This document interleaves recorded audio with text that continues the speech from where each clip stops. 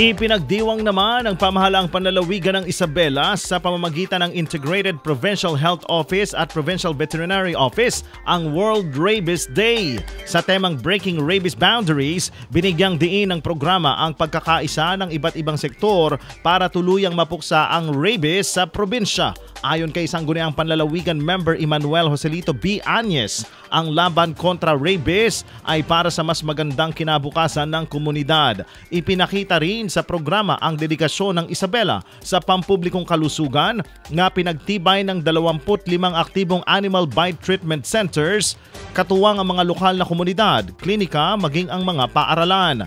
Bilang suporta, lumagdan ang mga kalahok mula sa iba't ibang health offices, local government units at sektor ng lipunan sa isang kasunduan na nagsasaad ng kanilang pangako na paigtingin ang kampanya laban sa rabies.